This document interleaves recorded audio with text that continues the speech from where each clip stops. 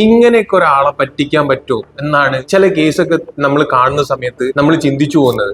ഇന്ന് മോർണിംഗ് എനിക്ക് ഒരു ആള് കോൺടാക്ട് ചെയ്തു. പുള്ളി എനിക്ക് അയാള് trade mark registration application submit ചെയ്തതിന്റെ അതിന്റെ ഒരു ഡീറ്റെയിൽ കാര്യങ്ങളൊക്കെ എനിക്ക് അയച്ചു തന്നു. അപ്പൊ ഞാൻ അയച്ചു തന്ന സമയത്ത് ഞാൻ പുള്ളിന്റെ അടുത്ത് പറഞ്ഞു, ഇത് പ്രിവ്യൂ ആണ്, ഇതല്ല സബ്മിറ്റ് ചെയ്താൽ ഉണ്ടാവുക. സബ്മിറ്റ് ചെയ്ത് കഴിഞ്ഞാല് T R N application number ഉള്ള TM ഒരു ആപ്ലിക്കേഷൻ റെഫറൻസ് നമ്പർ ഉള്ള ഒരു പ്രിന്റ് ഔട്ട് ഉണ്ടാവും, അതൊന്ന് ഷെയർ ചെയ്യുമെന്ന് വെച്ചു. അപ്പൊ പുള്ളിന്റെ അടുത്ത് പറഞ്ഞു, ഇല്ല എനിക്ക് ഇത് മാത്രം ഷെയർ ചെയ്ത് തന്നിട്ടുള്ളൂ എന്ന് പറഞ്ഞു. അപ്പം ഞാൻ പറഞ്ഞു അതിന്റെ അകത്ത് നമ്പർ ഇല്ല, അതുകൊണ്ട് തന്നെ ഞാൻ കയറി, പുള്ളി ക്ലോത്തിങ് ആണ് രജിസ്റ്റർ ചെയ്തിട്ടുള്ളത്. ഞാൻ ക്ലോത്തിങ് കാറ്റഗറിയിൽ IP India വെബ്സൈറ്റ് കയറി ഈ നെയിം സെർച്ച് ചെയ്ത് നോക്കി. അപ്പൊ ഇങ്ങനെ ഒരു ആപ്ലിക്കേഷൻ IP India വെബ്സൈറ്റിൽ കാണുന്നില്ല. അപ്പൊ ഞാൻ പുള്ളിയുടെ അടുത്ത് കോൺടാക്ട് ചെയ്തിട്ട് സംസാരിച്ചു, ഇത് ഏത് സമയത്ത് ആപ്ലിക്കേഷൻ കൊടുത്ത്. അപ്പം ഇത് ആപ്ലിക്കേഷൻ കൊടുത്തിട്ട് ഇപ്പൊ ഏകദേശം 7-8 മാസമായി. ആ അറ്റോർണി വക്കീലിനെ ഇയാളെ കണ്ടിന്യൂസ് ആയിട്ട് കോൺടാക്ട്, ആ സമയങ്ങളിൽ കോൺടാക്ട് ചെയ്ത സമയത്ത് ഇയാളായിട്ട് സംസാരിച്ചിട്ടുണ്ട്, ഇയാളായിട്ട് പുള്ളി കാര്യങ്ങൾ അപ്ഡേറ്റ് ചെയ്തിട്ടുണ്ട്. രജിസ്ട്രേഷൻ ഫീസ് ഇയാളെ അടുത്ത് നിന്ന് കളക്ട് ചെയ്ത് 5,300 ആണ്. ബട്ട് ആ ആപ്ലിക്കേഷൻ സബ്മിറ്റ് ചെയ്തിട്ടില്ല.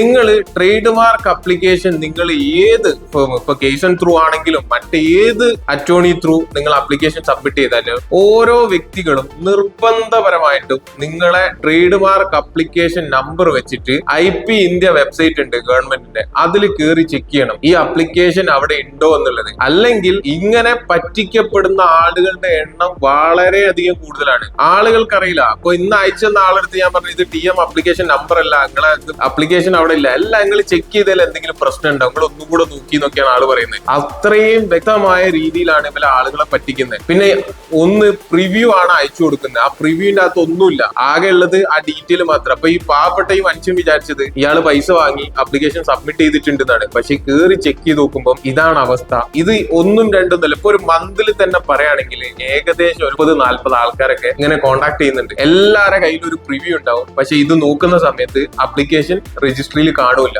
ഏത് സ്ഥലത്ത് നിങ്ങൾ രജിസ്ട്രേഷൻ എടുത്താലും നിർബന്ധപരമായിട്ട് IP India വെബ്സൈറ്റ് കയറി നിങ്ങൾ ചെക്ക് ചെയ്ത് ഉറപ്പുവരുത്തണം നിങ്ങളെ ആപ്ലിക്കേഷൻ അവിടെ ഷോ ചെയ്യുന്നുണ്ട് എന്നുള്ളത്.